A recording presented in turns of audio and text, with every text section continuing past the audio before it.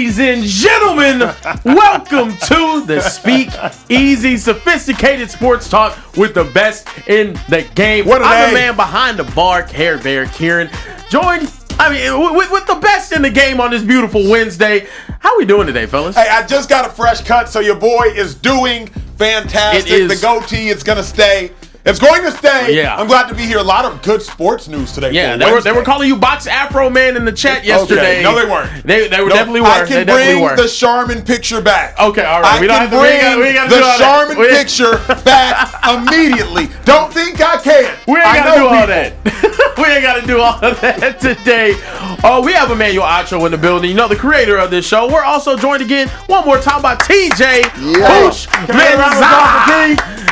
a round of applause, baby. Round of applause, baby. Thank you. We got a lot to talk about on this Wednesday, fellas. Yes, we do. We got a lot to talk about on this Wednesday. Hey, where we going to start, Care Bear? We're going to start. Look, we got to start in the state of Ohio with your Bengals, TJ.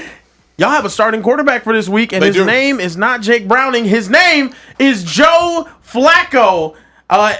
Head coach Zach Taylor came out and said that Joe Flacco is going to get the start on 4 days' notice this week in Green Bay. Fellas, are y'all shocked that he's starting this soon? We knew it was likely going to happen, T, but I can't lie.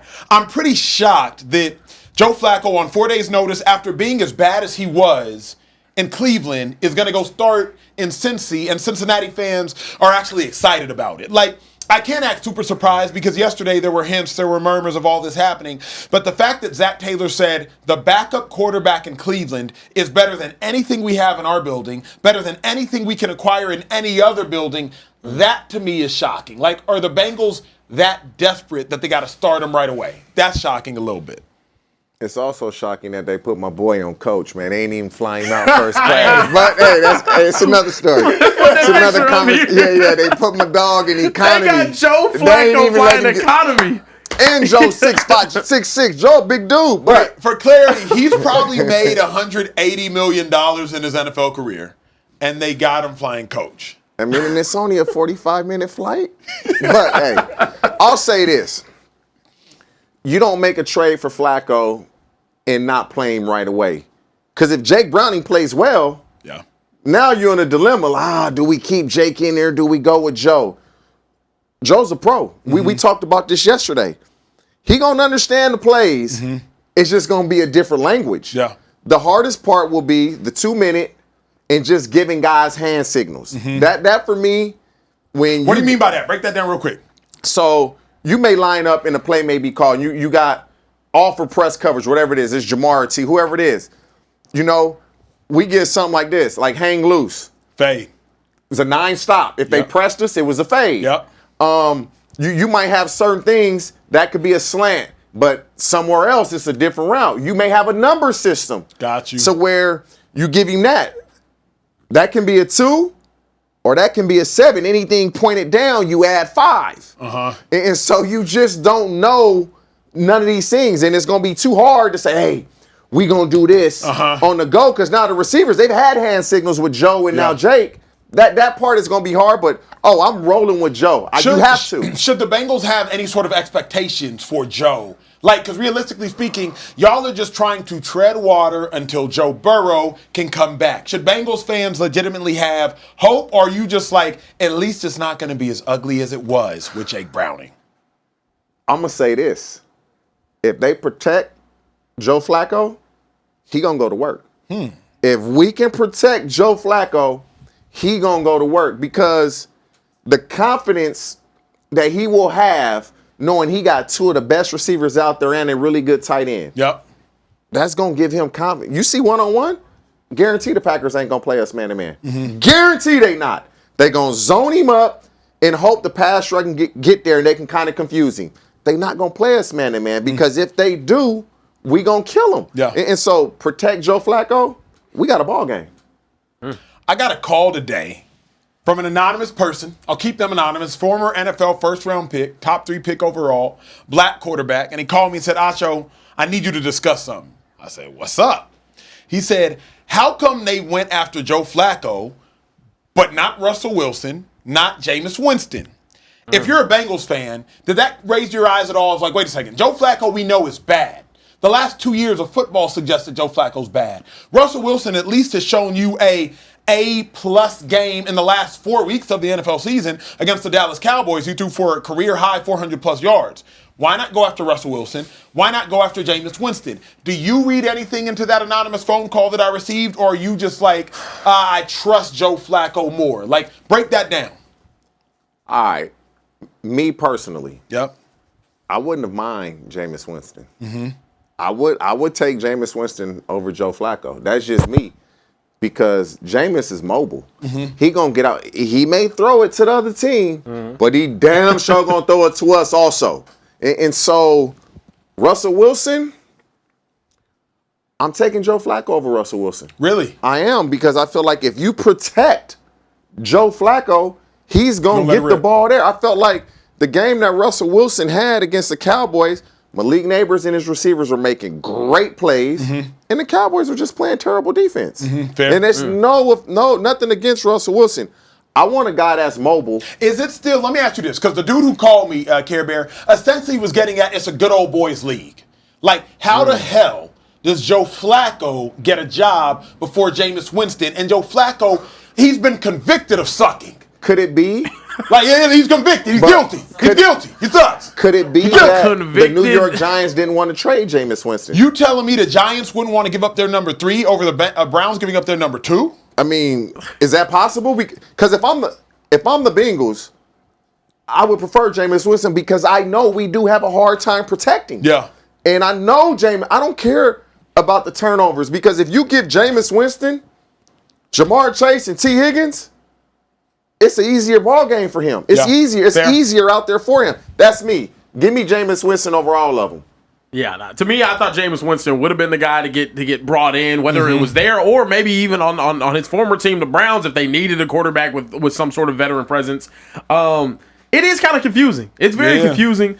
I will say, though, that coming into this week, Joe Flacco, I think you want someone that's a super duper veteran. He's been in the league for 875 years. So, for that reason, I get bringing him on. Russell Wilson was also an opportunity. I don't know what Russell's contract situation is, but the Bengals are an extremely cheap franchise, which is why they were flying Joe Flacco coach. There's been a lot of confusing stuff in that division today. Yeah. There's been a lot of confusing quarterback stuff going on in that division today. So look, yesterday we saw the Bengals, they trade Joe Flacco. Yep. We all collectively think, Shedeur Sanders has gone up to QB2. And today, when Browns head coach Kevin Stefanski was asked, is Shedeur your QB2? This is what he had to say.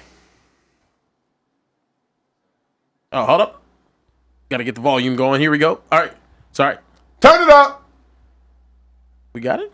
Something that we saw it was on me. Coming, they called us, and that's it happened very fast and happened not too long ago. So still working through all roster type of things. I always have to be mindful of our players and our players' development, and I want to make sure that I'm always doing what's best for our players and of course our team. But with young players, I'm always thinking about.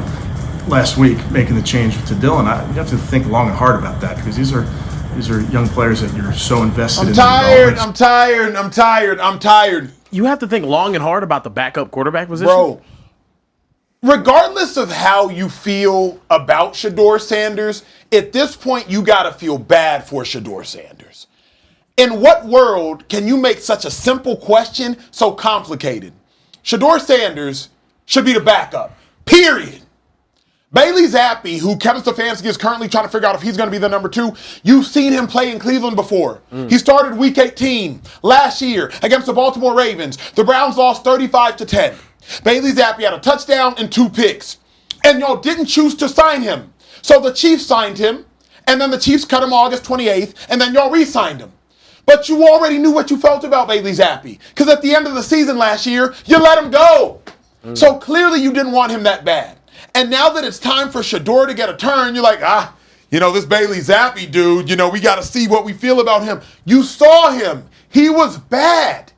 Regardless of how you feel about Shedeur, at this point, you have to feel bad for Shedeur, because what the heck is this? It's disrespect.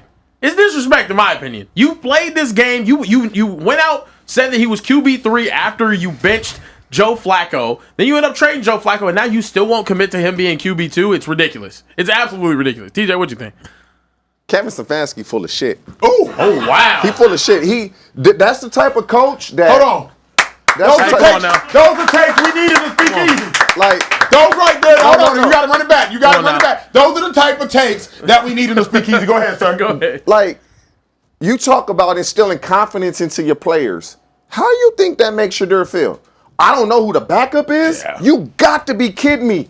You really gonna bring up Bailey Zappi from the practice squad and make him the backup over me, and I've been on the active roster? Either Kevin Stefanski thinks Shedeur Sanders is Magic City parking lot, straight ass. Cheeks. Or Cheeks. he just don't like him. Yeah. Like, this is the perfect example of take all your confidence away from a player. It really, he must got some pictures or some evidence on Jimmy Haslam. Like, I've never seen anything like this. I don't know who the backup is. Bro. Listen, players in the locker room that like Shedeur off of that comment, they don't mess with Kevin Stefanski. They don't fuck, because you are really trying to lower this man's confidence. Shedeur, I don't know him. He comes off as uber confident. Yep. These type of statements makes you think, damn, I'm not that good? Mm-hmm. Like, he full of shit. Mm-hmm. Like, I'm done with him, bro. Like, I want to see him just lose every game now. Like, coaches like him shouldn't be head coaches. Oof. They should not be head Well, coaches.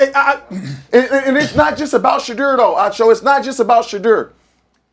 You don't treat people like they can't. If they can't play, get them off the team. Yeah. Get them off the team. Yeah. You stringing somebody along. All right, I'm the backup. Yeah. Nah, you might not even be the backup. Yeah. Yeah. T cooking. Because I got so much I want to say right now. Let me start here. If Shedeur is not number 2, go ahead and march into Stefanski's office, march into Barry's office, march into Haslam's office and say, go ahead and release me. Because you might as well release me, because Shedeur Sanders will never play in Cleveland if they put Bailey Zappi ahead of Shedeur Sanders. Yeah. At the point in which you are putting a player that you let go at the end of last season because he threw a touchdown and 2 interceptions in his one start, that is Bailey Zappi, and you didn't choose to retain him, and now that Shedeur's the number 2, you're like, you know what? Who can I find? Oh, yeah, we'll take Bailey Zappi. At the point in which you're going to put Bailey Zappi ahead of Shedeur Sanders, you will put anybody ahead of Shedeur. So if the Browns choose to put Zappi in number 2, Shedeur, just go ahead and ask for your release, because you're never playing in Cleveland, and it's not even your fault. Go ahead. Could it be that they just think he's that bad? That's the only reason. That's the only reasonable explanation. They just don't think he's that good. How do you agree to have him be on your active roster and Bailey Zappi not, and then you still and you don't want to play him? That doesn't make sense. Here's why. Here's the dilemma. This, to me, is a Kevin Stefanski issue. Andrew Barry, the general manager, chooses the roster. So he chose to draft Shedeur Sanders in the 5th round. Didn't necessarily make sense because he drafted Dylan Gabriel in the 3rd round. Kevin Stefanski all but admitted that it wasn't Kevin Stefanski's decision. Great. Now, Bailey Zappi's on practice squad. So I can't play Bailey Zappi over Shedeur because I don't have that hand in my deck. Now that Bailey Zappi's on the active roster, Kevin Stefanski just added a Zappi to his deck. So now I legitimately can play that card, which I couldn't have played before because he was on the practice squad. So the tension, I think, is Andrew Barry, I think, is okay with Shedeur. Kevin Stefanski, I feel like, hates Shedeur. I do not know, but based upon Kevin Stefanski's actions, it appears that Kevin Stefanski hates a great Shedeur. Point. That is a great point, that he probably wanted Zappi on the roster. I hadn't thought about that, but it could be a GM coach disagreement type situation. Correct. Like back when Vince Young got drafted. GM felt one way, Jeff Fisher felt a completely different way. Yeah. You saw it on the field. But here's my thing. There is no way that Shedeur Sanders' talent suggests Bailey Zappi should be playing at QB2. So now the question is, Stefanski, you either don't like Shedeur that much, or Shedeur's swag, moxie, culture rubs you so wrong that you won't make him QB2. We're talking about QB2. do you think he would ever come out and say, we just don't think he's ready to be the backup? He hasn't shown us enough in practice. No, because I think that would be a lie. But if he said that, people would say, oh, okay, it makes sense. The locker room runs the team. Okay. The best players, if they feel like Shedeur should be the backup and he isn't, and they lose games, Kevin Stefanski's done. They gonna tune him out. Dude's gonna be walking out to practice. Yeah.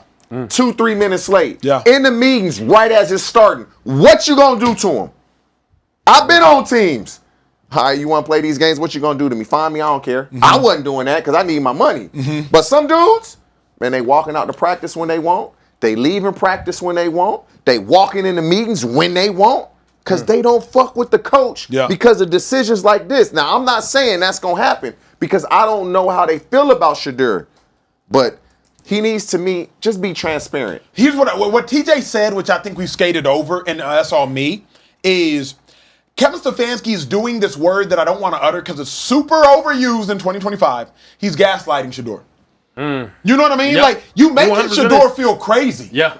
You making us think we crazy. He ain't been able to give him a single microcosm of a positive statement in terms of where his spot is on the depth chart this entire season. Bro, it's bad. Don't tell, you're trying to tell all of us that we didn't see what we saw at Colorado. You're trying to tell all of us that we didn't see what we saw in Shedeur's first preseason game, albeit his second preseason game was not great. You're trying to tell all of us that the rules of the NFL are now being rewritten for Bailey Zappi. If you are a fifth-round pick, you take priority over a player that got cut last year. That's just how it goes. Yeah. Third-round pick takes priority over fifth-round pick. Fifth-round pick takes priority over player that got cut. Drafted player takes priority over practice squad player. I know because I lived my life on practice squad. There were players that I had to wait to move on or suck or fail or get hurt so that I could jump and that I could become a starter. And you get excited for that too. You be like, yeah, this is my chance. Correct. Yes. Yeah. Like Kevin Stefanski is gaslighting every fan in the National Football League trying to rewrite the rules of the NFL. Flacco should have started first because he was a veteran. Flacco sucks, he's gone. Third round pick starts before fifth round pick. If third round pick is no good, fifth round pick starts. Not if third round pick is no good, practice squad kid starts. That's asinine. Yeah. Asinine. No, it's crazy. We got some super chats. They're going crazy right now. Yep. We got What up, Lulu, Super Chats? $5 super chat. Said, I know they got two QBs with the Browns and Bailey Zappi and might be the second string, but what happens when Watson comes back now? Sanders goes to third, goes to fourth. Does he go to the practice squad? What happens whenever Deshaun Watson comes back if he's not the backup quarterback? If Shedeur Sanders is not QB2, demand a release. The reason I'm not saying demand a trade, I don't know that people would trade for him. And I don't feel like dealing with the social media verse of, ain't nobody gonna trade for him, Acho. But just out of respect, both demand a release, because here's the thing. Go to somebody else's practice squad. And go to somebody else's practice squad, which gives you an avenue to start. Because if you're not gonna start here, go somewhere where you have an avenue to start. I'm not gonna lie to you. A couple of weeks ago, you said Shedeur's not a martyr. If he demands a release, he is. He becomes one. He becomes one, in my opinion. To me, we already know how the rest of the league feels about him. I know. We saw it happen because he dropped to the 5th round of the draft. You have to play your part. You have to take this on the chin, and you have to keep pushing. Apparently, to be able to be able to get on the field. I'm sorry, because right now, who's gonna be like, oh yeah, well he's it's gonna be spun so quickly if he demands a release. Everyone's gonna be like, oh well, look at him, he's too much of a diva to play his role, and he didn't earn it on the field. He was just not good enough. But I don't even. Y'all know me. If Shady was here, like I sometimes feel like Shady gives the bias Shedeur takes, just capes up for him. I don't even do that. I feel like I'm speaking real. Like, I feel like I'm probably speaking biased because we all are. I feel like I'm speaking real. T, if you do not make the kid the 2, he will never play there. Because if Zappi is better than Shedeur, then every quarterback currently on a roster in football is better than Shedeur. Call it what it is. Because Bailey Zappi is a top 10 quarterback that's currently in football in the National Football League. So if Bailey Zappi is better than Shedeur Sanders, everybody and their mama is. You can't ask for a release. You can't. Not 5 games into your rookie season, That's man. virtually impossible because of the narrative about him already. He's a diva. He's this. You can't do that. But Kevin Stefanski doing this, we did. Who's the coach on the hot seat? Yeah. Man, Kevin Stefanski, they need to get his ass up out here in about 3 weeks because they're gonna go 0-3. So what can he do then, bro? Because I don't want to leave this conversation and leave y'all. To me, what can he do? If he's the backup, everything we saying really doesn't matter, right? If he's the backup, he's always one play away. He's one play away. And so you do have hope. If he isn't the backup and he is inactive, but you're the emergency third quarterback, decisions have to be made. How does him and his team go about figuring out, is there a path here on the field? Yeah. Because at one point, the Cleveland Browns have 2 first-round picks. Everybody, they're going to tank to get Arch. These quarterbacks suck this year. No quarterback in college right now looks like That's a really good worthy point. of the first pick. That's a really good point, And so T. now That's a it's really like good point. Cleveland, Kevin Stefanski, you got to win games. You got to find your quarterback because you're not getting another year of sucking like this. That's a really good point. And so for me, T. Cooking. I don't understand. I can't ask for a release. Yeah. You can't do that. You didn't want to go to Baltimore. You didn't want to do this. You didn't want to do. And so now I just think it looks bad. I hate this. He going to be the backup. It does. Kevin Stefanski ain't that crazy. He going to be the backup. He needs to be the backup. I don't agree, but where you at, Care Bear? We got some video here from Jerry Jeudy. I was wondering how the players feel about this, given all the coach speak that we just heard. What'd he say? Let's hear what Jerry Jeudy had to say about Shedeur. Turn us up. He's been doing a good job, just understanding the plays, doing whatever the coach asks for him, and he's been doing a great job of just, being a pro and, doing what he needs to do to be able to, once he gets his chance, to take advantage of that. So, I have to say this. Given all of the narratives pushed about Shedeur Sanders, what have his teammates said? The entirety of him being a player. Anyone on his offense in Colorado, they love who he is, bro. They love how the leader that he is. They love how hard he works and whatnot. You're seeing this from Jerry Jeudy too. To me, it's crazy that we're even having this conversation right now after Joe Flacco's release. Nobody in their right mind would have thought that we'd be having this conversation currently. But to me, it's gross what y'all are doing to Shedeur, man. It's gross what y'all are doing to Shedeur. Now, I do agree with you, TJ. I think he'll be named QB2. I think he'll be named QB2 by Thursday. But hold on. Why the hell do y'all think that? Nothing Kevin Stefanski has done to this point suggests Shedeur Sanders will be QB2. Nothing that Kevin Stefanski has done suggests anything, so he just gone. But in what world are y'all now gonna give Shedeur the benefit of the doubt? I absolutely disagree with y'all, not because I want to, but I'll give y'all a real life story. And honestly, sometimes I like talking about backups because that's when I'm like, ooh, let me in the conversation. I can talk now. The Eagles cut me 2014. I'm backing up D'Amico Ryans, Michael Kendricks, and they chose to keep Casey Matthews, Clay Matthews' younger brother, chose to keep him on the active roster. So I'm on practice squad. Michael Kendricks pulls a calf muscle like week 2. Week 3, we're playing the Washington Commanders, formerly Redskins. It's in Washington. All of a sudden, Emmanuel Acho makes his first NFL start. Because I go from practice squad to starting over Casey Matthews. I'm like, what the hell you start me over Casey for if you kept Casey over me? Well, y'all, let's take out our calculators and do a little math. Chip Kelly went to plus Oregon. Casey Matthews went to minus divided by Oregon. So when Chip Kelly was making a decision on the roster, he was going to keep Casey Matthews. Emmanuel Acho was on practice squad, but when somebody got hurt, you take me from practice squad and make me active and start me over Casey. Now, the next week, I think Chip Kelly caught wind of like, yo, why is Acho starting over Casey? Next thing you know, Casey and I start rotating. Casey started the rest of the season outside of missing a meeting. He was late, so I started against the Arizona Cardinals 2 weeks later. I say all that to say, sometimes if there is favoritism, then you will have roster decisions that make absolutely no sense. And I think in this Bailey Zappi, Kevin Stefanski situation, there's favoritism, or there's the complete opposite of that, anti-favoritism, in what Shedeur Sanders is dealing with. Yeah, you bring up a good point. We got a super chat from Disciple. He said, if anyone plays sports at any level, you know that the coaches pick players sometimes, not because they just like not because of what their talent is, but because they just might not like you. We also got another super chat. What did they say? We got another one. I'm sorry. From Captain Jack Black, I guess. I don't know. Said, you think the Raiders regret not drafting Sanders now? If he were to demand a release, that would be the perfect scenario for him. I hope the Raiders would maybe pick him up, but I disagree with you, Acho. I think if he demands a release, it's a tough situation for him.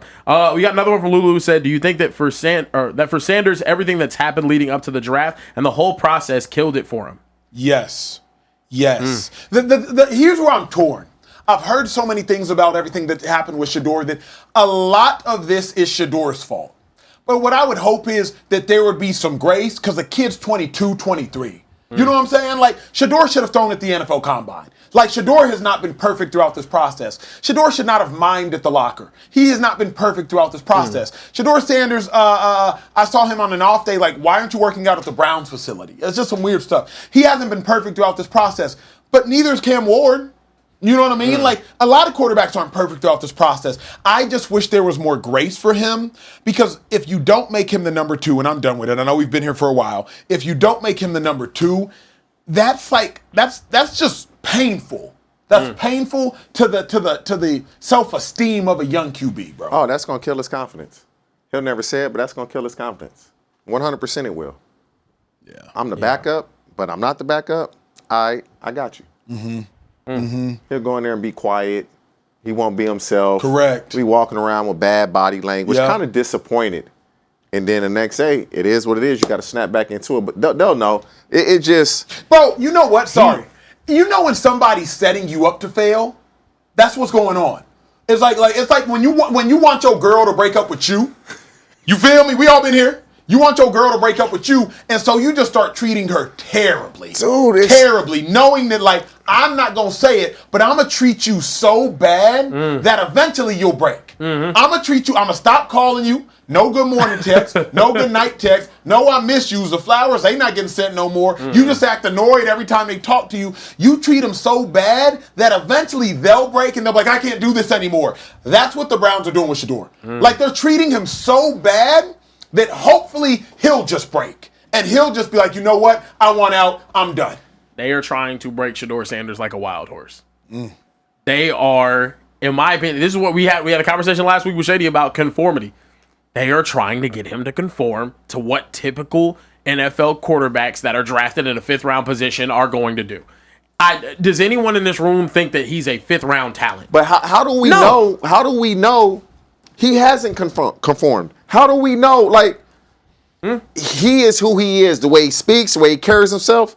But they're trying to make sure he's in a meeting taking notes like everybody else. He's out doing what he's supposed to do in practice. But just because he wears his hat off to the side a little bit, like other guys do that also. Yeah.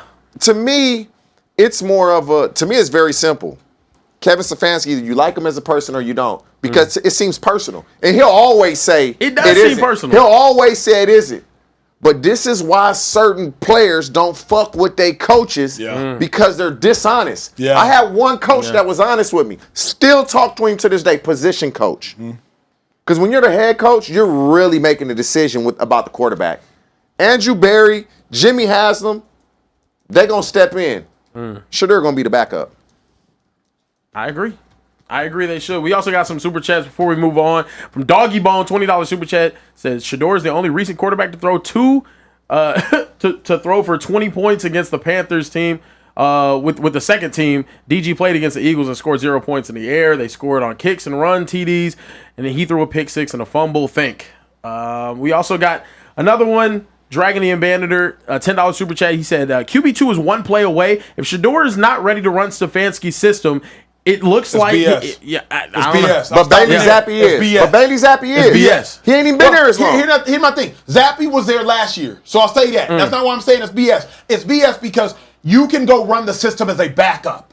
Like when I came in a backup linebacker, sure I was smart, but when I went in the game as a backup linebacker, you're not gonna get out of me what you got out of D'Amico Ryans. But I'm gonna be able to hold down the fort. I'm going to be able to make my rain calls. I'm going to make my lightning calls. I'm going to make my rock calls. I'm going to make my laser calls. I'm going to be able to move the front. I'm going to be able to, hey, check, trio. Hey, Jenkins, come down. I'm going to be able to do enough. You're not going to get no D'Amico Ryans level play out of me, but you're going to get enough. Yeah. So they want us to think Shedeur is a bum. That's what they want us to think. He's a bum. That's what they want us to think. We got another a mental bum. Go ahead. Another $10 super chat from Otis, who said Shedeur won't play until Stefanski loses his job. He doesn't like him and will sabotage him. And I believe he has in his last. He did in his last preseason game. We going places here. I apologize. Who said that? That was Otis. Otis. Stefanski's not losing his job. Shedeur will lose his job first. It's crazy that Stefanski's keep. And I understand he has the coaches of the year. But what are we doing? 2 coaches of the year, and if we're being honest, Stefanski's the best coach the Cleveland Browns have had in the last 25 years. Yeah. He is going nowhere. Shedeur will be gone long before Stefanski's ever gone. And Stefanski is closer with the decision maker if Jimmy has him than Shedeur Sanders is. So let's not get it twisted. I'm not going to lie here on the Speakeasy and try to convince y'all that, oh, Stefanski's going to be fired and then Shedeur will start. Absolutely not. Absolutely not. The only way Shedeur starts seemingly at this point is an act of God. It's one of them Old Testament acts of God. Yeah. One of them crossing the Red Sea act of gods. One of them biblical act of gods. Yeah. Nah, it's a tough situation with him. I'm hoping DG can go out there and do well. But also at the same time, it's I can't get it through my brain. There's no a baller. I think Dylan Gabriel is a baller. I like Dylan. He's a baller. Yeah, I hope Dylan Gabriel continues to do well. It's not like I'm just like praying for his downfall and whatnot. Yeah. But to me, it just you are instilling absolutely zero confidence in a young quarterback, which is what you're supposed to do. Correct. You are literally like you have probably the most hyper confident young quarterback that can come into the league, and you're doing nothing but demeaning him, in my opinion, like in his confidence. It doesn't make sense to me. Go ahead, but Kid, moving along. Move us on, yeah, man. we gotta move on. Hey, we can stay here all day. Woosah. Okay, yeah, we need a woosah. All right. We need a woosah, please. All right, come So on now. T in a Speakeasy is just a deep breath on 3, and we keep My it boy pushing. back there ready. He know Yeah, what's no. coming. I got you. 1, 2, 3. Let that out. Beautiful. We're good. Beautiful. Let's Okay. rock. We got to talk about the MVP favorite right now, Baker Mayfield. He had a media availability, and love he just this. did some more I Baker love Mayfield this. things. Let's take a listen. I love Gelling this. pregame in the tunnel with that Seahawks fan and being able to have the last word. Pretty fun. Baker, is there something where you kind of realize maybe in your younger years, I don't know if you were as accepted for doing some of that stuff, and now it seemed like it's a little bit more embraced. You know, people gravitate to it a little bit more. The narrative changes around that. Do you notice that? Yeah, I mean, I told you guys I try and not get too high, not get too low, which is something that I was not doing early on in my career. But, you know, early on in my career, yeah, it's looked as cocky, immature. Now it's moxie, he's a dog. So it's same, different day. Just as long as you play well, they change the narrative. But you just got to be yourself, and I've always been like that. I love this. You do what you want when you're popping, huh? I love it. Baker Mayfield's exactly right. Like, we have to find a way to describe play. Well, one thing I hate, I call it journalistic jargon. What I mean by that, T, is oftentimes fans or commentators or analysts will say, that defense is soft because you give up 250 rushing yards. The defense is not soft. It's had a bad day. A bad day. Out of alignment. Didn't fit right gaps. Didn't make you soft. They might be dumb, but they're not soft. But we call a bad rushing defense soft. Nothing about it was soft. They just didn't fit the A gap. Simultaneously, Baker Mayfield, when you're not playing well and you're doing the same things, oh, he's cocky. He's too arrogant. But now, oh, he a dog. He a beast. I've always loved Baker Mayfield. I love Baker Mayfield because how he played against my alma mater, Texas.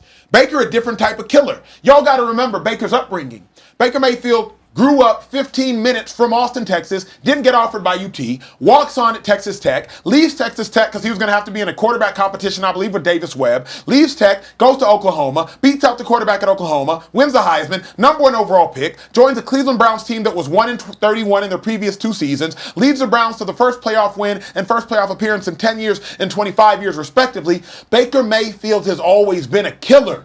He's always been a killer. And the confidence of Baker Mayfield is what's allowed him to transcend to these heights. So I feel like everybody was wrong about Baker. And I'm glad we're talking about Baker off of Shedeur, T, because what the same lie the Browns told us about Baker, they're trying to tell us about Shedeur. And I hope y'all catch it this time. Wow. The same lie that Baker Mayfield can't play, and we have a better quarterback on this roster, or we can find a better quarterback than Baker, is the same lie they're telling us about Shedeur. Thankfully, we've all now realized it's a lie. So what I'm cautioning y'all watching this show is understand what they told you about Shedeur is what they said about Baker. We know what they said about Baker's a lie. Baker been a dog. He been a dog. What you think, T? To me, it's if Baker Mayfield's confidence comes off as arrogance to you, that's a you problem. That has nothing to do with Baker Mayfield. That's a you problem. And when you're Baker Mayfield, people will say, I mean, you were the first pick of the draft. How can you feel like you were underserved, you're slighted, and people... It's because of what you said. Every kid growing up in Texas is not as fortunate as Emmanuel Acho and get a scholarship offer from Texas or Texas A&M. he had to walk on at Texas Tech. Yeah. And Texas Tech is a great football program now, Yeah. but they weren't back then. So you feel slighted by that. Even though he's a number one pick, he still feels the disrespect of, damn, Texas and Texas A&M didn't even offer me. And so I've always liked Baker.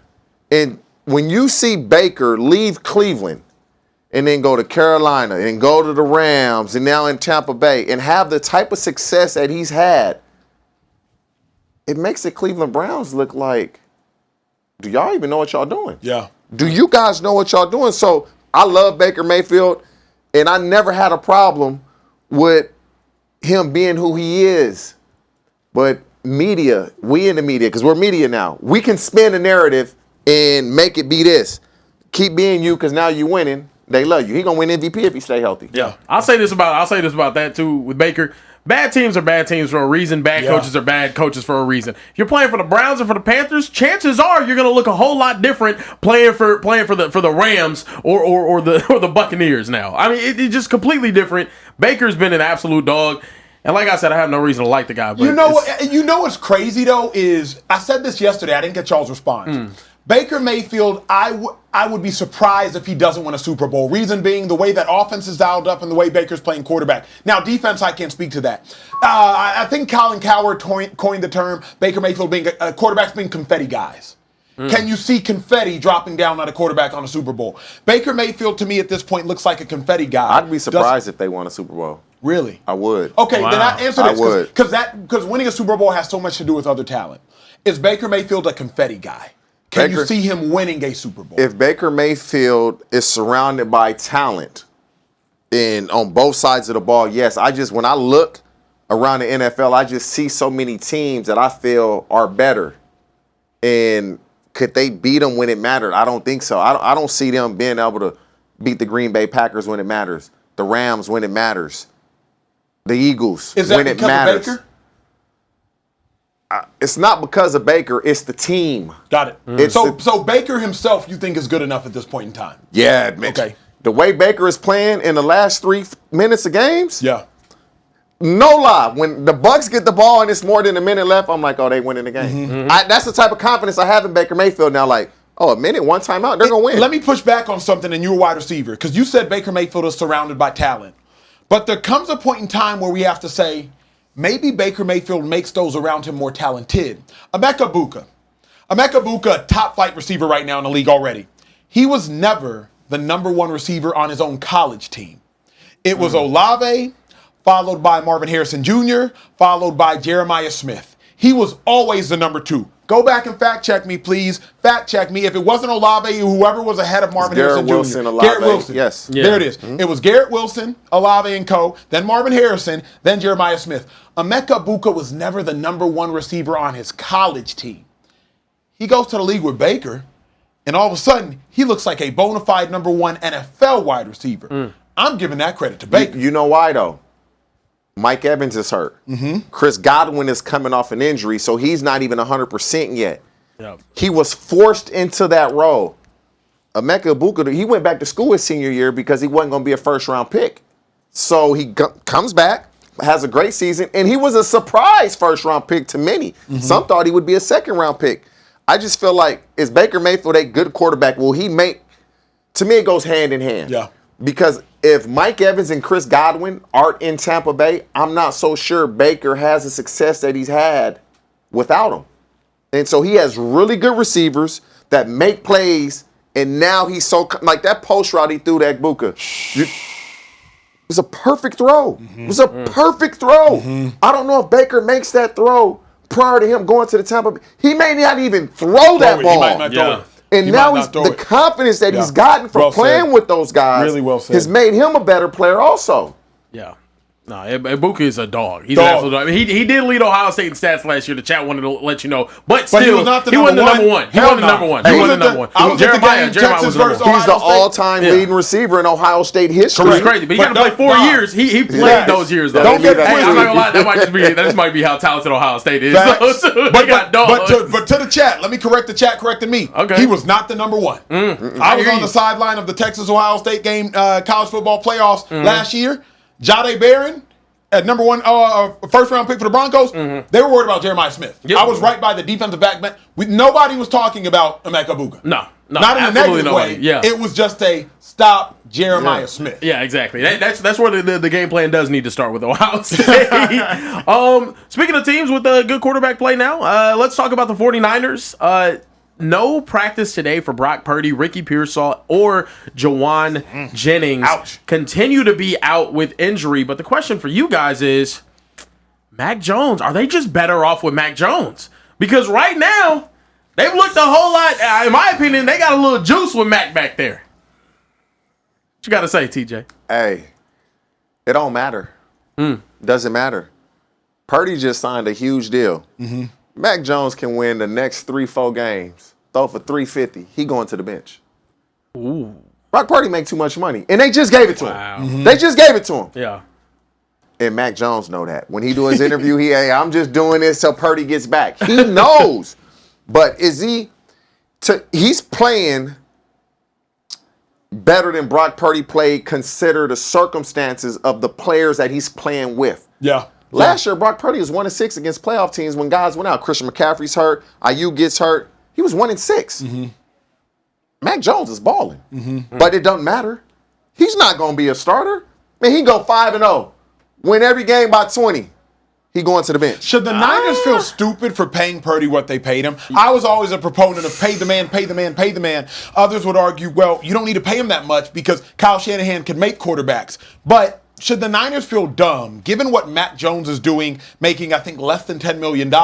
Should they feel dumb, or is it just like, hey, had you not paid Brock and had Mac not been this good, now you look dumb as hell? Can we be honest? This is what they do, though. Brock Purdy got them to the Super Bowl on pennies on a dollar. Yeah. Like he got them to the Super Bowl making less than $1 million a year. Yeah. To me, he's owed that. It's back pay. Yeah, It's back pay in a way. Yeah. So I'm not here to say that nobody deserves their money. Brock Purdy led them to a Super Bowl Correct. and had them Had a lead in overtime. Exactly. Had Had a a lead in overtime at one point during the Super Bowl. Like almost got them a ring. I think it's a tough situation. I'm not here to say, like you, TJ, that he has to go out there and play whenever he gets back. At the end of the day, everybody got families to feed. We got things to do out there. I'm playing the guy that gives us the best chance to go out there and win. Right now. Kyle Shanahan, I think that win over the Rams showed him, even when we're hurt, we have more on this team than I think we realize. Yeah. And to me, that speaks volumes. Are we really a Super Bowl contending team this year, or are we just a team fighting to make a playoff spot? Hey, tell me how much crazy. Brock Purdy gonna make this year. Oh, he making a lot. He making a lot. That's why he gonna be in the game. He making a lot. That's why. But that's how the game works. Here's what could happen, though, T. Here's what could happen. You know, sometimes if you desperately need a player and they're in the training room, hey, are you good? Are you good, Brock? Hey, Brock, You're gonna good? be 100%. You good? But then if Mac is playing well, it's Brock. No, take your time, Brock. No, we don't want to rush you out there, Brock. Hey, this injury can get re-aggravated. This is serious. Yeah. Let's take our time with this. Hey, you're a young player, Brock. You got 10, 15-year career. Let's think about the long term, okay? So if Mac is balling, Brock will get that second tier. Hey, let's think about the long-term treatment. If Mac sucks, it's, hey, Brock, you good to go? Hey, we need you. But it isn't as if when Brock goes into the game, he's chopped. Correct. He gonna get in the game and ball. It's just you're paying him so much. Like, if I'm the Niners, do I regret signing Brock Purdy? No, I don't. Hey. I regret signing Brock Purdy to the amount that I signed him for. I was adamant. Brock Purdy can play. I'm not giving him $1 more than $47 million a year. Take it or leave it. And that's what I would have stood on. I'm gonna be honest. Just looking at his contract situation, What's up? they have to play Brock. 100%. How much? Let me tell you why they have to Talk play Brock. to us. This is the last year that he's not making crazy money, right? So his base right now is still at like 1.1, right? Still on the rookie deal. After this year, they have his extension set up to pay him a lot. If you don't play him, now he's playing at the backup level. How do you offload that contract in a trade and whatnot? You're not gonna get back what you need to in order to get that cap hit off of you. You gotta play him. I think you just had contractually, like you said, you just signed him to this giant $200 million extension. What's where he's guaranteed? Gonna be making exactly Like 100, Nah, 180? I think it's like 180 of that is guaranteed. Please. He's gonna have a base average salary of $53 God. million. Yeah, $265 million contract, 181 guaranteed. Mac Jones setting himself up though. He's setting himself up He because is. J.J. McCarthy don't get it together, Mac Jones going to be in Minnesota with Kevin O'Connell. Yeah. Yeah. Hey. Or at minimum, Mac Jones going to get $10 to $12 million to back up Joe Burrow next year, knowing that Joe Burrow's injury prone. The thing is, though, look, he goes out there, he hoops. Like, he does what he's been doing, Mac Jones does. Brock comes back and he starts stinking it up. Or this injury bug just continues to, like, bother him. That is going true. Going into later on in the season, the playoff time, I'm not going to bring you back. Hey, what are we doing? I'm a Mac Jones believer. Contractually, though, you're screwed, buddy. I'm sorry. Like, I think that's why he has the notion. Like, that's why he has the tone that he does whenever he's talking about it. Yeah. We got to talk about some college football. The greatest coach of all time, in my honest opinion, Bill Belichick, is in some news right now. Per sources, allegedly, Bill Belichick has discussed buyout options with North Carolina's hierarchy. Bill Belichick signaled a willingness to trigger his own $1 million buyout if he can find a soft landing spot with another team or in media. That's what happened first, and then later on, University of North Carolina released two statements. One from Bill Belichick saying, "I'm fully committed to UNC football and the program we're building here." And then the director of athletics said, "Coach Belichick has the full support of the Department of Athletics and University." Fellas, this looks awful. This looks almost as ass as UNC has looked on the football field this year. and my question to you guys is, though, Belichick, this old, his girlfriend's the same age as his quarterback. Should he quit? Should this be done? Belichick never should have got hired. This whole North Carolina football debacle has been one of the dumbest things we've seen in the history of pro sports, at least modern pro sports. You move on from a coach in North Carolina, and Matt Brown, that's the winningest head coach in the history of y'all's program. He coached there for 16 years between 2 tenures and only had 2 losing seasons. You move on from him to hire an old, decrepit, senile coach who's low-key perverted, dating a 24-year-old. Like, and you thought that was going to, I'm sorry, but it was dumb. No punches on that. Like, you thought that was going to work? You feel me? A coach who's 73, dating a 24-year-old, already got issues you shouldn't want to deal with. You know what I mean? Like, he already got some issues that you shouldn't want to deal with. He's already stopped giving Fs a long time ago. Because optically, that's one of the most putrid things that we've normalized. So off rip, that's my problem. Now my secondary issue, they suck. Yeah. They sold a bunch of 18 to 19-year-olds a dream that will not be fulfilled. They woke up and realized Correct. It's a nightmare. Straight up, like, come play for one of the greatest coaches of all time. Now you go there, you getting waxed every Saturday. It's not fun because Bill Belichick has never been a fun head coach. All the coaches allegedly have been told, like, hey, start searching for other opportunities.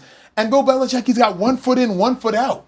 It's terrible, T. It's terrible. So I agree with a lot what Acho said. Care Bear says he's the greatest coach of all time. I disagree with that. I believe it's probably Andy Reid when you can get to the Super Bowl with more than just Tom Brady, different quarterbacks. To me, North Carolina, they didn't do their research. When you look at Bill Belichick in the National Football League, a lot of players, they dealt with him. It seems as if because they had no choice, that they didn't really like him. College football is a game of we got to like our coach. Yeah, very true. We got to want to play for our coach. We got to want to go to that school because of our coach. Yep. Bill Belichick was the complete opposite of that. Cook T. In New England. Players the starters liked him, and sometimes they didn't like him. Tom Brady left because he was tired of him, and Tom Brady is the greatest. Yeah. Tom Brady really put Bill Belichick in a position to be called what you called him, the greatest coach ever. I'm not surprised what's going on in North Carolina because without Tom Brady, he can't win. Wow. He wasn't winning in New England when Brady wasn't there. Sheesh. Like, I leave you and I go win a Super Bowl? I leave you and I win a Super Bowl the year that I left. That's crazy. And you can't even win 500 games. You can't go 500. And so college football, you got to go into these kids' homes and sell their parents. I can't see Bill Belichick doing that. Correct. I can't see it. And the only way you're going to get the kids, how much is Texas going to give you? They can give you $1 million. We're going to give you 1.3. You're going to do that to every kid? It's impossible. They don't have those crazy. resources. Like, Bill Belichick is running a Ponzi scheme with his own career. You know what I'm saying? Yeah. Like, you selling people a dream of the Patriots to buy a future with North Carolina, and then you just gonna keep selling dreams and selling dreams. And none of it is actually real. You just selling dreams. Like, why the hell did... Don't get me upset. Nah. Why did we think this was gonna work? Why we think this was gonna work? I didn't think, and again, I probably came off as if Bill Belichick is not a good coach. He's a great coach. But the college game, you got to be able to go into somebody's living room and be personal. And when you leave, they say, man, I really like that dude. Mm-hmm. I don't know Bill, but I don't get the impression that he's going to leave the living room and you're going to be talking about how much you like him. Is Bill Belichick a great head coach? I always say Bill Belichick's the greatest defensive mind in the history of football. Facts. That I give him. Yeah. I'm not convinced Bill Belichick's a great head coach. Now you might say, Acho, he won 6 Super Bowls. What the hell are you saying? T makes a great point. The year Tom Brady tore his ACL and missed the 2008 season, they missed the playoffs. I get it. They went 11-5 with Matt Castle. They missed the playoffs. The year Tom Brady goes to the Bucs, Belichick, they missed the playoffs. I think they make it to the playoffs one of those years, Mac Jones' rookie season, maybe it was that year, but they get boat raced by the Buffalo Bills. So is Belichick actually a great head coach, or was he fortunate enough to play with the greatest quarterback in the history of the game? And we know how good a great quarterback is. And again, Belichick, greatest defensive mind in the history of football, in my opinion. Yeah. But how can you be a great head coach if you're not a great head coach all of the time? If you should be. Phil Jackson was a great coach at New York. You could suggest after things kind of went under. But like, how are you a great head coach if you're not a great head coach? More often Andy than Reid, not. a great head coach all the time. All the time. I hear that. I hear the Andy All the Reid time. argument. All the time. My thing on Bill Belichick Sean is McVay. Bro, he held All the time. Speaking of Sean McVay, Bill Belichick held a Sean McVay offense that was He was a first in defensive points per mind. game. His breath was still smelling like Similac at I that. He was a understand baby. defensive mind, but my thing is Tom Brady has three AFC or NFC championship games where he threw 3 interceptions, and he's 2-1 in those. You only do that if you have an elite defensive mind. Correct. I do agree with you. He is the greatest defensive mind we've ever had, but also that counts for something. That counts because Andy Reid's the greatest offensive mind that we've ever had. Yeah. And that counts for something as well. I just think it's different. The college game though, Bill, I'm sorry, buddy.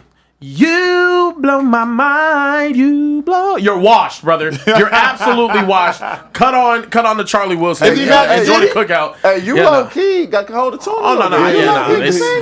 I grew up in that church choir, man. I had to. Moving along. Once again, Tua Tagovailoa stepped in front of a mic this week. God bless him. Let's go ahead and take a listen to what he had to say. Yeah, I would say it hasn't been as difficult this year, just because, as I've said in prior interviews, I'm not on social media. Like, I don't have any of that. And then outside of that, like I go home, I see my kids, whether I throw 5 picks or 5 touchdowns, we win the game, we lose the game. I get to come home to my kids who are happy to see me every time. So T, what we've established on this show is Stop going to media availability to there are a couple. Can I get a hug, guys? Yeah, you do feel sorry. I felt sorry when I heard that. It's a couple. Can I get a hug, guys? Justin Fields, after the Jets started 0-5, he was saying, the sun's gonna rise in the morning. Yeah, we get paid millions to play a child's game. Yeah. CJ Stroud, when they were 0-3, he went to the mic and he said, God is good still. You start bringing up God 3 weeks in, you know what I mean? Like, now Tua, my kids love me whether I win or lose. What are we doing? They should. Do y'all trust him to turn it around? Bro, if you're talking about your kids, God's faithfulness, or the sun rising at a podium, you stink. Now, it's not that all of those things can't be true. God is faithful, the sun will rise, and your kids are amazing. But if you talk about your kids, God's faithfulness, or the sun rising at a podium, you stink. Those are not the places for those conversations. If you go, great is thy faithfulness, I don't want to hear none of it. I do not want to hear great is thy faithfulness at the podium.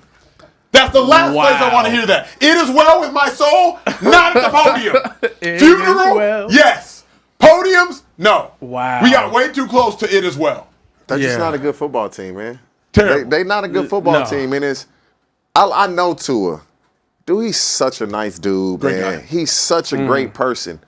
And what else are you supposed to say? Yeah. Like, this is all you can say. The Miami Dolphins aren't a good football team. Yeah. They're not good enough on offense, and they damn sure not good enough on defense. They're just not good. But the kids, I respect the fact that he doesn't give us the QB or coach speak. That's fair. I respect that. It is just like, when you come with the Justin Fields, the CJ Stroud, and Tua, as a media member, you like, where do I go from here? What's next? Like, okay. To me, that's their way of saying, stop asking me these dumbass questions. I'm going to give you this response, and now where do you go? But here's what kills me. It's like LeBron before when he said, y'all live y'all's lives, but at the end of the day, I get to live my life and all these things. If you're looking at the bigger picture of life, that's death talk. You know what I mean? Like, when you're about to die in life, that's when you start talking about the bigger pictures. You know what I mean? Tua's talking like a dead man. You talking about your kids and how they love you regardless? Don't bring your kids into this, bro. I love Tua too, by the way. Love Tua, but don't bring your kids. yeah, no, the Tua situation's tough. Let's talk about another tough situation in the AFC. Moving along, the Baltimore Ravens are still missing Lamar Jackson. Zay Flowers talked to the media earlier today. Here's what he had to say. I feel like if anybody missing their starting quarterback on any team, it'll be a challenging week. So we believe in Coop, and we believe in what we got. We believe in our team, so I think we'll be all right. Are we talking enough about Lamar's injury? Because right now, I don't think he can afford to miss another week. If he didn't practice Wednesday, he's probably not going to play this weekend. If he doesn't play, they're done. Here's my biggest thing, Care Bear, with Lamar's injury, and I don't know why we don't say this enough. You always hear the phrase, you can't win the lotto unless you buy a ticket. We would say in our locker rooms, like, hey, we just got to punch a ticket to the playoffs. We got to punch a ticket to the playoffs. The dilemma is 50% of Lamar's seasons have been injury-riddled. So there goes 50% of your tickets. Now Lamar only has 50 more tickets to try to win the Super Bowl with. Whereas Mahomes doesn't miss time. Josh Allen doesn't miss time. Jalen Hurts doesn't miss significant time. 50% of Lamar's seasons have been injury-riddled. So it's already going to be hard for Lamar to make it to the Super Bowl. But now if you're telling me half the time he has to fight an uphill battle because the regular season they suck, or half the time he's missing the playoffs, I don't know how he can win a Super Bowl. Thus, I don't think we're talking enough about it. The Baltimore Ravens are in trouble. And when you say we believe in our team, so I think we'll be all right, shows me we're going to keep getting our ass kicked till Lamar come back. That's what that means. And wait, what part of that show you that, T? We believe in our team, so I think we'll be all right. Nah, you don't even say that. We believe in our team, so we're going to be all right. You once you put the think, you already know. Yeah. We get BTA this weekend. Yeah. And it's okay because he said it. Yeah. People that are missing their quarterback, they're going to struggle. But the Ravens, they trading starters now. They are. Oh, wait, going to the so they know deep down this ain't their year. Yeah. When you start trading starters, you almost punting on the season. And when you're playing and you win it, you don't realize that. Yeah. And you get out like we are, we old, we retire. They know this it. Care Bear, we call old. He said old. We old. Oh yeah. He said, but you said we old retired, like retired players. Okay. You there, though, Acho? You there, man? You there? I'm 34. You there? Oh, Acho, I wish I was 34. You graduate high school? Don't ask me that. Damn. You coming up on 20 years out of high school? You old. Read the next Don't even ask me that. Read the next Don't even ask me that. Don't even ask me that. You know I can't rush you. You old, man. Let's go to the next topic. All right. Well, actually, Acho, you know what? Let's do something positive for you. Let's talk about your top shelf teams. Oh, it's time. It's time for the top shelf teams. And hey, I gotta give some credit here to the Indianapolis Colts. Social Trey not here, but the Colts finally make an appearance on this list at 4-1. Jags as well. Chiefs get knocked off. This is the most controversial list yet. In the chat, y'all talk to me. How do y'all feel about my top shelf teams? Okay, top shelf teams, starting with the third shelf. The Rams, the dilemma I have with the Rams at this junction in time, now we got 2 losses. So I got to bump y'all down. I still believe in the talent, but after losing to the San Francisco 49ers, got to bump y'all down. Broncos, y'all got 2 losses, but y'all beat the Philadelphia Eagles, so y'all finally make your debut on the list. And the Colts at 4-1, though you do not have any great significant wins outside of the Broncos, debut on the list as well. Second tier, those are the teams that are basically hanging on to the first tier, but I have a line of demarcation. The Niners, 4-1, they look good. I think they lost to a good Jags team that's also on that tier. The Lions, 4-1, they've won 4 straight games. Their only loss week 1, new offensive coordinator. And the Jags put some respect on their name at 4-1. Now you get to the top shelf. The Buccaneers, I get it, they're 4-1, but they're only lost to another top shelf team in the Eagles. Eagles, 4-1. Their only loss, it came to a Broncos team, and the Eagles a little discombobulated, but because they're reigning Super Bowl champs, benefit of the doubt. I get it, the Bills have a loss too, but again, because of the Bills' consistency historically and their consistency this season, they also get the benefit of the doubt. My top shelf teams in the chat, tell Care Bear your pushback. TJ, you tell me your pushback. I don't have much pushback. I'll say I would probably put the Colts on the second shelf. Okay. And I would take down, could be the Niners or the Jags, either one of those. Okay. I believe the Colts, when they play the Jags, they're going to beat them. But think about this for a moment. The Jags have way better good wins. Jags, you beat the Chiefs, matters.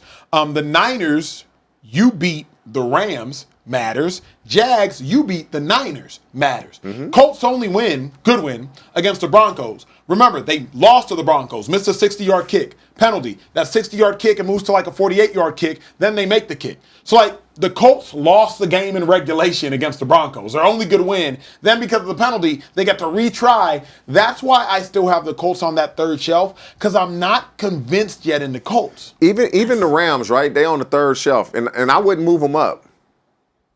You get 2 field goal blocks to lose to the Eagles? Yeah. So we rarely see, you don't see 2 field goal blocks by one team in a season, let alone in one game. And so the way Daniel Jones has played, considering he was left for dead and the Colts were terrible last year, they're going to surprise some people. So that would be my only move. No issue with the top shelf?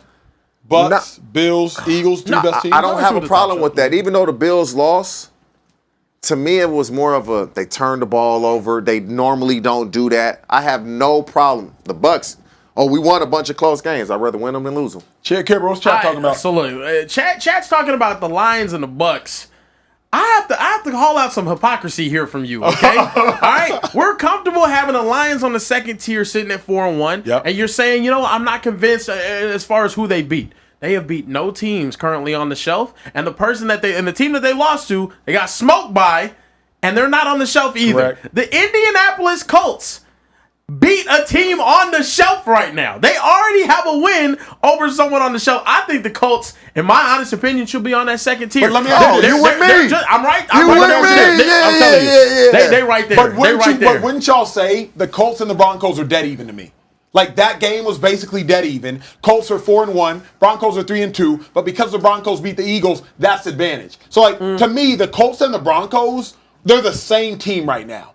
And you feel me? Like, I can't move them both up because that's just dumb and that doesn't even look good. Like, 4 teams and 3 teams, 1 team. That doesn't even look good. So, like, aren't they dead even? I don't know if they're dead even. I honestly can't say if they're dead even. The Broncos, I think you're sleeping on the Colts. To be completely honest with you, I really do. I mean, I have them as a top 10 team in ball. I just can't make them a top. You want them to be a top 7 team in football? I don't think they should be on the same tier as the Rams. I think the Rams have not earned that right to be on the same shelf as the Colts. Sorry, I just don't. If your argument is the Rams could be falling off, they're hanging off of that third tier. It's the eye test for the Rams. Yeah, it's the eye test. Agreed. It's not resume. The way they lost for the to Lions the though Eagles as well. The Lions have been dominating since that week 1 loss. That week 1 loss was an ass kicking. But it was week 1, new offensive coordinator. Like that Lions week 1 loss. Come on, y'all. Lions probably have the longest win streak in football. Yeah, I'm just saying this off the top of my head, but I would assume they do. Like lose the first game. You know what I mean? Like that matters. T is exactly right. Rams is the eye test. It's the eye test because the Rams basically beat the Eagles. That was dumb. The Rams basically beat the Niners. But they lost. Yes. So because they basically doesn't matter. They lost. That's what it is. That's what it is. That's what it is. Before we move on to some non-football related topics, Wanted to talk about some super chats that we had here. We did not forget about you guys. Let's chat. go. We did not forget about you. We had some super chats we didn't get to. Ready, Set, Soul Free TV sent a $10 super chat and said, remember the draft narrative that said Shedeur made people feel small, but he grew up here in Dion. Say, don't let my confidence offend your insecurity. It's in him. It's definitely a you problem on that one. We also got another one. From NFL Matchup Highlights, who said, it was a $10 super chat, said, what's up, Speakeasy? Out of these 4 cornerbacks in their prime, how would TJ rank them? D'Angelo Hall, Antonio Cromartie, Nnamdi Asomugha, or Peanut Tillman? Damn. I'll probably go in their prime. Nnamdi or D Hall number 1. Okay. Pick one. I'm gonna go D Hall. Okay. Nnamdi number 2. I'll go Nnamdi number 2. As just a corner, probably Antonio Cromartie, then Peanut Tillman. Peanut Tillman is a great football player. Wow. He gonna get in there. He gonna blitz. He gonna tackle. He not afraid to get his nose. But it's strictly corner. Yeah. I'm gonna go Antonio Cromartie 3. A strictly corner. Okay, yeah. I mean, I like those rankings. You know, I was a big Antonio Cromartie guy. It was really just because he had like 98 speed. Was big crazy. and fast as hell. He had the little robot with the 3 bars in the middle. He had a 109-yard kickoff for like after the field I goal don't miss. think people realize how big he is. Bro. Nah, he's a big dude. 6'3", 215. Correct. And fast. And can run. And he got like 18 kids with 15 baby mamas. That's what I like in my cornerback, man. Do not hold us accountable to that. Maybe they're suing right now. People are getting sued for libel. Oh, my fault. Okay. My fault. It's somewhere up there, though. He got some kids, man. He got some kids for sure. That's fire. I don't know. That's fire. That's pretty lit to me. Okay. We also got to talk about the greatest athlete of all time. My glorious king, LeBron James. He was sitting down with Steve Nash on the Mind the Game pod. Said, with almost being 41, there's no urgency to rush to be 100 to start the season. It's looking like he might actually miss some time, possibly, to start the season. Let's go and take a listen. Just like you said, me being 40 on the brink of 41, I don't have to rush myself to get to 100% in October and November and things. Every month will ramp up, but I'm happy with where I am right now. Maybe tell me a little. Do we have any issues with this statement, given the fact that he is a legend of the game? He's in his 40s, but I don't want any of my players saying I don't have to rush in October, November, December. That's my biggest issue. My biggest issue, T, is like LeBron, though your career for yourself has been phenomenal, and though your career has made you a top 2, top 3 player of all time, your teammates not worried about that. Your teammates worried about winning a chip. So if you are saying, I don't got to be rushed to be ready for October, November, imagine if any other player said that. I want a fully committed LeBron. This ain't no Make-A-Wish type of joint. Like, I want like a player that's fully dedicated, fully committed, ready to go. I get what LeBron is saying from an isolated standpoint, T, but in what world can LeBron, if I'm his teammate, I don't want to hear that. Me personally, I have no problem with it. Because if that's how you feel, you being honest. He could have BS us and said, yeah, I'm going to be ready to go 100%. He knows it's a marathon and not a sprint. He's been through this now going on 22 times. Yeah. And so he understands that if I give it and I'm ready to go right now, if I'm at 100% full tank of gas, all it's going to do, I'm going to keep losing gas. Yeah. I'll never get back to a full tank. And so he wants to try to stay as close to a full tank as possible. And he knows if I'm going all out in November, December, January, I'm not going to be what I need to be in June. I don't think you can win like that. Like, how can the Lakers go to war against young, hungry teams? They may not. But the honesty part of it, we just talked about Kevin Stefanski think we were born last night. I appreciate the honesty. Now, it may not bode well for the rest of the guys on the team, or better yet, if that's how you feel, you play 30 minutes a game. That gives other guys opportunity now to make a way for themselves. Sure, but then come to playoffs or later in the season, which we've seen time after time, then the rotation completely alters because LeBron James, he missed the ends of last season. He comes in back after he gets healthy again, and now we're trying to figure out, hey, how are we going to do with the rotation? Austin Reeves was a dog when LeBron wasn't playing, averaging like 24, 25 points a game. LeBron comes back, Austin Reeves goes from the number 2 to the number 3, and he completely looks incompetent in the playoffs. Yeah. So, like, You start selling the Lakers players a false dream. You start selling the Lakers fans a false dream. You start selling Lakers coach J.J. Redick a false dream. And you saw Lakers couldn't figure out their rotation. So, to me, if I'm a player of LeBron, I hate it because LeBron, I want to win my chips. You won yours. I want to win mine, bro. Hey, only somebody like LeBron could say something like that. Yeah, that's what I'm saying. But he gets the benefit of the doubt because he's not any other player, and he's 40. Like, I get where y'all are coming from, and I do agree. I also think if this was any other team that was maybe fringe playoff type team, no, this is a team that got the 3rd seed last year with Luka Doncic coming back into the season off of a calf strain, out of shape. And he didn't play his best either. I know how good Luka can play. Luka's a top 5 player unquestionably in the entire NBA, and now I think he's going into a season as healthy as he was whenever he probably should have won the MVP and led his team to the finals up against the Celtics. I think right now it's a tough thing to say publicly, but in my opinion, TJ, I respect it because it's honest. Yes. It's honest. And this to me is the reason why I'm okay with it. But if this is the way it's going to be moving forward, LeBron, this has got to be your last season. It's got to go. It's got to be your last season because LeBron himself has said time and time again, I never want to cheat the game. Mm-hmm. You're cheating the game. If you want to take a 2-month hiatus before the season starts or like kind of load manage your way into the season early on, you're cheating the game. You're not playing you're not doing the entire grind that everybody else does. Yeah. And yes, you might get special privilege because you're LeBron James. I think you should, in a way. The league needs you. I mean, you're still the most popular player in the world, but you're cheating the game.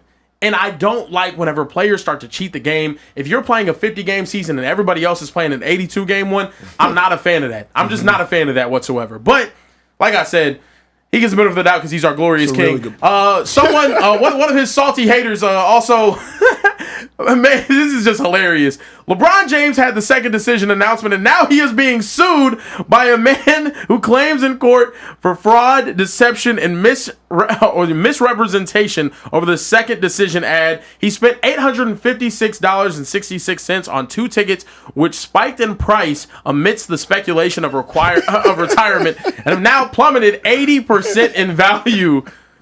Fellas, I love America. How do we feel about this lawsuit? America, man? You sue for anything. Hey, he thought he was going to flip them tickets himself. He did. He thought he was going to sell them. Now he's like, man, let me get my $1,000 back. I think the lawsuit was as stupid as the second decision. Yeah. And the second decision was dumb. I heard some commentary earlier on today. It's like LeBron was out here just kind of a glutton for attention with the second decision. And again, he was a glutton for attention of the first decision. Yeah. And like, given how much criticism came with the first decision, I just don't get why he would have done the second decision. It was just so stupid, and to sell some drink, it was dumb to me. I don't know. You ever had Hennessy VSOP? I haven't. Shoot. Sell me the dream again, okay? I'm telling you right now, some good stuff. But I don't know. How do you feel about this, DJ? A fan suing? Would you ever sue someone over this? Nah, somebody just go ahead and give him his $1,000. Yeah, Brian, you can give him the price of the ticket back. But my bad. And send him a bottle of Hennessy. You already know he probably suing for like emotional damage too. It's ultimately, like $10,000. Hey, ultimately, you chose to buy the tickets. Yeah, I didn't tell you to buy the tickets. That's not gonna win. That's on you. Yeah, you're a grown man. At the end of the day, you never said it was a decision about anything. You're going to lose in court, but absolutely hilarious. You know they're not good seats either. They probably up here. You know they're not good seats. Only $8.55? Hey, no. I was showing people the ticket prices. If y'all do see, though, I mean, on a real tip, ticket prices for Lakers games away from the arena are a 300% increase from other tickets on average around the league. Wow. If Timberwolves are coming to town, you might be able to get a ticket in the nosebleeds for $27. If it's a Lakers game right now, they're going for $160. They're going crazy. On average, a 300% increase. I was looking at ones in the Garden. Wow. It was crazy. Keeping it on basketball, we got Allen Iverson, one of the greatest, shiftiest, most amazing. You know, I would say sort of like a LaShawn McCoy of basketball, if you will. He gave us his top 5 of all time. I'll let you guys take a listen. Michael Jordan. Okay. Kobe Bryant. LeBron James, Steph Curry, Shaquille O'Neal. Steph Curry. Absolutely. That's Never the top seen 5. nothing like it before in my life. How we feeling?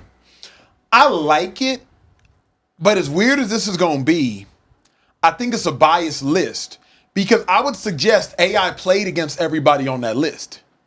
So if any list is comprised of only what you competed against or know firsthand directly, what about everybody that existed beforehand? What about Magic? You know, what about Bird? Like, what about some of the OGs? So what about Kareem? So I like the list because AI, but like, how are we going to not put Kareem on that list? If you're going to put Steph on the list, how are we going to not put Magic on the list? I would suggest Magic was a greater point guard than Steph. If you want to say that Steph revolutionized the game, well, Magic did too. Magic, I would say, was the first real kind of like point forward, if you will. Like a 6'9" dude, Magic game 6, when Kareem gets hurt, he goes in 2, he plays the 5, he has 42 and 12, if I'm not mistaken, and then he brings the ball up. Magic paved the way for the likes of LeBron James. Steph Curry paves the way for the likes of Trae Young. So I like the list, but I don't know how you can omit the OGs. And to me, any list that only includes dudes you played against has a biased list. I don't have a problem with it. I actually love it because he went and chose guys that he did play against, that he had to battle against, and he felt like if he picked somebody that he didn't play against, he only picked them because everybody else said they were good. And everybody else, this person was better than that person. He chose guys that he was fortunate enough to play against and felt like, these guys are the top 5 that I played against. And when he played against Steph wasn't that. Baby, but of course. He's changed the game so much. And yeah, he's biased. He has an affinity for Shaq, obviously. To me, I think Shaq is the best big man. If I'm arguing anybody, and maybe KD's somewhere in there. Kevin Durant is a monster. And so I don't know who you take out, but I love KD. Bro, we said top 5. Yeah. Like, how is Kareem not in your top 5? Like, how because you Iverson's he's a perimeter player, so as you notice, perimeter player, Shaq. I believe that's why. Got it. What do you feel? I'm going to be honest with you about older basketball players, and then I'm going to compare it to other sports, right? 1984, Michael Jordan's rookie season in the NBA. That season is closer to the inaugural season of the NBA than it is to where we are right now. College football started late 1800s.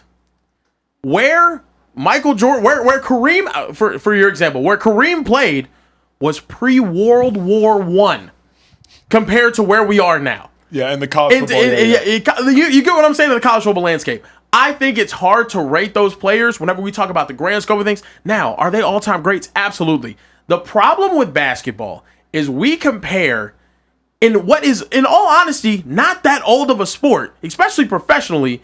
We compare these players throughout eras to each other in terms of their greatness. The reason why LeBron and Michael Jordan is a contentious argument is because they played in 2 completely separate eras. Now, you can argue greatness and dominance over. Absolutely, I can hear you on that. But also, the closer you are to the beginning of the sport happening, the wider the discrepancy of dominance is because people are still learning. They have to learn from those generations. You wouldn't get a LeBron James, a Steph Curry, a Kobe Bryant, any of the Anthony Edwards, any of these guys if it wasn't for a Michael Jordan playing. I have no problem with his list because 4 out of the 5 guys are something that the National Basketball Association has never seen before. And I love that you bring up KD because he's another one of those guys that we have never seen before. For him, and I think in Allen Iverson's mind, Steph Curry, I've never seen a human being shoot a basketball like that. Shaquille O'Neal, I've never seen a more dominant interior force than Shaquille O'Neal. LeBron James, I've never seen a more well-rounded player in the history of basketball than LeBron James. I think this is a perfect list, but here's outside maybe Kobe. But I agree. But here's my problem, bro. If you're talking about things we've never seen before, how about something we've never seen before and never seen again in Kareem's hook shot, in the sky hook? Like Kareem, we never seen before. Magic, we had never seen before. LeBron, we've actually seen before. It was Magic. So I can't suggest I can't go that far. Here's why. LeBron is just he's a new model. He's a newer model. He's a more explosive version. Yes. He's a more explosive, better shooting, better rebounding, better defensive model. Like he's a new model. Everything better. But that's what the new models do. That's what I'm saying. Like that's what the new models do. Nobody was, Pistol Pete dribbled with his left hand. Yeah. If he played today, he wouldn't only dribble with his left hand. Would you rank Pistol Pete above Reggie Miller as an all-time shooter? No. But if I'm he's one of the greatest, most efficient shooters ever. If you're Magic and you won 5 chips in 9 years, and you have the Showtime Lakers, and you were a multiple-time MVP, and you're a Finals MVP, I can't act like that didn't exist. Like, we did not see 6'9" ball handlers. You know what before. it is too, Acho, though? Magic didn't have the athleticism, so it doesn't, the fancy passes, the no look, the charisma. But you don't see the Magic highlights coming down the lane, dunking on somebody. That's why. That has to be why. Like, this is the thing that pisses me off about basketball. We can acknowledge now that players from the 80s and the 90s, let's say wide receivers, for example, we can acknowledge now that the 17, 18, 19, 20-year-old kids that are in college and high school are way more nuanced route runners because they grew up watching all these people from the 80s and 90s. And we can say, hey, the game has evolved. In basketball, it is the one sport in America where we act as if, oh, well, I understand you're saying a newer model. We act as if this thing is just never, he never would have done that and he could not. Kareem Skyhook doesn't mean shit today. Who's hitting a skyhook? If it was that overpowered, people would be. I'd get Derek Lively out there for the Mavericks. Wembanyama. It's broken. It doesn't work anymore. You're not doing that. Here's where I disagree with you. And Come on. I thought about this for a while. The dilemma with us, and by us I mean kind of the new age millenniums, Gen X, millennials, whatever. Gen X is this. We assume that them old school players would not have adjusted to a modern day game. Yeah. What I mean by that is this. Jesse Owens, I think, ran like a 10-3. But if Jesse Owens was running now on these Mondo tracks with these spikes, 9-8 at the worst. Yes. He ran 10-3 off a boat. Yeah. Off a boat. Yeah. 10-3. No hydrate, none of that. So what I'm saying is, like, if Magic were playing today, he probably would have been more explosive. He probably would have been more athletic. He probably would have been dunking. And not because he was just naturally more athletic, because now we hang cleaning. Now we squatting. Now we got different explosive machines. Now we doing all these different things. So what I'm saying is, like, if he was better, he'd be better. No, I'm saying if he had better technology, he'd be better. Yeah. Not even if he was better, he'd be better. Like, if he had modern day technology, I have the ability, T, and Care Bear, I have the ability to look at football and say, you know what? If this old school receiver, if Dick Butkus would have played now, he probably would have been a little more agile, would have been a little more fluid. Dick Butkus getting his ass busted on that football field now. Who's the Cowboys number 88? Drew Pearson. Yeah, Drew Pearson. If Drew Pearson played in modern day, he probably would have been a little better route runner. He probably would have been a little better this, a little better that. Like, I have the ability to say old school players didn't have the advantage of the new school way. So how would the old school player have played in the new school way? Acho, this is what brings back my original point. You can't compare eras. You cannot compare eras because this era only exists because of the greatness of the last one. And basketball is a sport that came on and has evolved more than any other professional sport. Then let me do this to you. Let me press you real quick. Then compare how you dominated your era. Yeah. If I can't compare eras, then let me compare how you dominated your era. And Magic Johnson dominated his era more than Steph dominated his era. He did. He won 5 and 9. Magic dominated his era more than LeBron dominated his era. He won 5 and 9. So I'm with you. If we don't want to, Kareem dominated his era more than you could suggest anybody. Bill Russell rather dominated his era more than anybody dominated. How many teams were in the NBA during those eras? Bill Russell's less. Bill Russell's we're talking pre-expansion. Not Magic. How many players were in the National Basketball Association when they were happening? Don't do Magic. It's not that. The further we get away, in about 25 years, they're not going to have Michael Jordan on the list. No. I'm telling you, in about 25 years. But think about this. Growing up, big football fan, right? How many teams across the NFL had a superstar one receiver? How many? It wasn't a receivers league. I understand. Maybe 5, 6. Now, look across the board in the NBA. About 20 to 25 teams have players that could be top 10 players. If they aren't already top 10 players, they have players with the potential of being a top 10 player. How wide the talent base is now makes it a more competitive league, which makes it more hard to dominate. And why? I'm not here to take away the greatness of the past. Why? Because they saw those things happen. Michael Jordan, I had to do this a couple years ago. The whole we done with the 90s trend was going on. Michael Jordan, I challenged myself, you know what? Let me go back and watch. Michael Jordan was daylights better than anybody else on the basketball court. I watched the series against the Celtics. I watched the series against the Portland Trailblazers, against the Suns. Every single playoff game Michael Jordan ever had in his entire career, I've watched it. He was unbelievably dominant. Early on, towards the end, the gap started closing. He was still incredible, but the gap started closing. He wasn't shooting 54% from the field anymore on 30 shots. He then went to the regular 48, 49. He was still in his prime. He was still amazing. Still the greatest player, arguably, of all time. My thing is, though, because of these eras, it's hard to compare dominance even. But then, it's a way deeper league. But here's my thing. But then, T, you have to get credit for dominating when nobody else was. Dan Marino. Dan Marino threw for 5,000 yards. The next quarterback to throw for 5,000 yards, it was 20 years later. Yeah. So, like, you have to get credit for being first. And that's why I go, that's why if I'm just going to, if you want to throw Steph on the list, everything Steph did, Magic did. As far as changing the game, as far as winning several championships, as far as playing for one organization, as far as also playing with other superstars, but being the catalyst and the nucleus of that team, everything Steph did, Magic just did it more. And I know Steph, so I don't know. Like I like Steph. I have to disagree. Steph did statistically, Magic did it more. Steph did it in a more competitive league than what Magic did it in. Magic plays for the greatest basketball organization of all time with countless Hall of Fame teammates. James Worthy's, the Kareems. Don't do that. I do the same thing. What did T say? T said Kevin Durant should be on that list. Yes. So he got a ring before Kevin Durant, he got a ring after Kevin Durant. I agree with you. He hit 400 threes and was an undisputed MVP. No one else in the NBA had done that. It's not that without Kevin Durant. Don't do that, Emmanuel Acho. Don't do that. Now, Go ahead, T. Me personally, I would take Kevin Durant over Steph Curry. I would. That's where I draw the line. I draw the line there. I would. Just basketball player. We're not talking being a leader on the team. Skills? Oh, yes. That's not a, yes. Skills. Like if I need a bucket, no. Game on. We down 1 point. Conversation is nuanced, we're down 1 point. Who you giving it to, Steph Curry or Kevin Durant? Of course, you down KD, 1 point. Of course, but to me that's a dumb combo, T.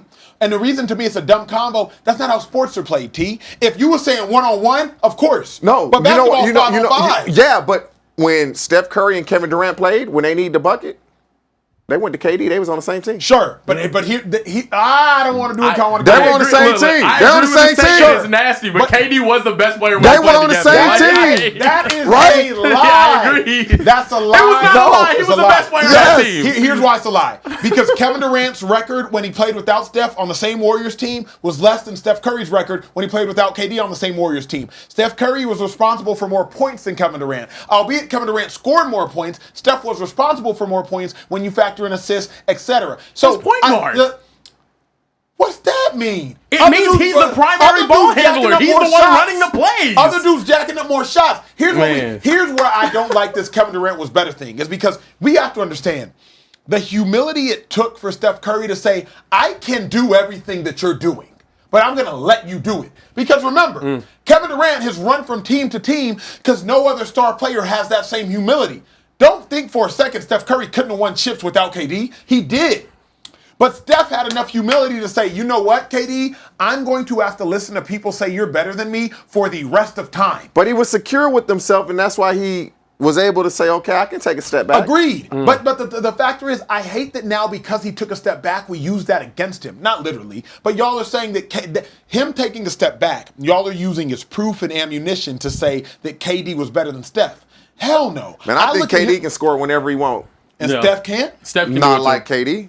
No, nobody can do it like KD but nobody in history. Can do it like Steph either. Nobody can do it like Steph either. Though. I agree. At 6'3", nobody can do what Steph does. At 7 foot, nobody can do what KD does. And that's why I don't have a problem with AI having him on the list. I'm in the gyms on a weekly basis, weekend basis because of my son.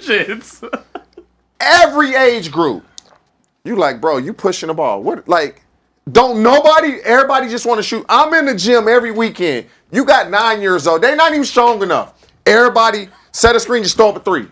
They're going to take 15 threes. They're going to make 3 of them. They had a great weekend. And that's Steph Curry. He's changing. You go into the gym. That's all these kids want to do. Dribble, shoot a three. Steph did. He broke basketball. We got a couple of super stats. Mr. 5-Star Stunner said, people forget if it was not for Magic and Bird, there would be no basketball league. Absolutely. They were doing things that nobody had seen. Kareem got hurt, what Magic did. And then Disciple also dropped another one. Said, for basketball, some of these things you see in the game now you weren't allowed to do. I agree on that though. Like a lot of these, you drop a ref from the '80s into the days. That's a carry. That's a travel. That's a travel. That's That don't even call travel. They'd have passed out blowing the whistle out there. I agree. I just think the basketball conversations. Look, I'm gonna push this agenda because I was on one side before I ended up watching older basketball games. The difference in era. It undermines how great these players are whenever we start having these cross-generation conversations and whatnot. I can acknowledge that Jerry Rice is extremely great, and I can acknowledge that Justin Jefferson is extremely great, and I don't have to act as if they're, you know what I mean? In football, you don't really act, I don't know. I think overall, Michael Jordan's 6-0 finals record changed the entire opinion of basketball conversations like Floyd Mayweather's O in boxing did. It's just it dumbs down the conversation, and we can't respect the players as much as we should. I think it's a great list. If that's how he feels, there's an argument to be made. That's how I feel. That's what it is. All right. What a show. What a show, man. What a show. We got some good basketball arguments here. I was excited about that. This is last call. We got to close up the bar, ladies and gentlemen. We appreciate y'all for being here with us. Before we get up out of here, TJE, anything you guys want to share with the people? I'm going to just close it out before we get up out of here. Hey, tomorrow's show about to go crazy. Eagles, Giants, Thursday night. Shady McCoy back in the building. Gonna have a Philadelphia Eagles young rising star player in the game after the show. We're gonna have him, a little special guest, joining us in the Speakeasy on the FaceTime. So make sure you tap in tomorrow's show right after the game, 11:15 Eastern. Yeah. We're going crazy. If y'all win, I might drop a Fly Eagles Fly. Psych, I will absolutely not. TJ, what you got going on? It's been real. God bless and good night. That's what I'm talking about. All right, ladies and gentlemen, if you're watching, before you get out of here, hit that like button, hit the subscribe button, and the bell button to be notified when we are going live next. Like Acho said, we'll be right back here tomorrow night after the Philadelphia Eagles and Giants battle on the football field. Until next time, peace.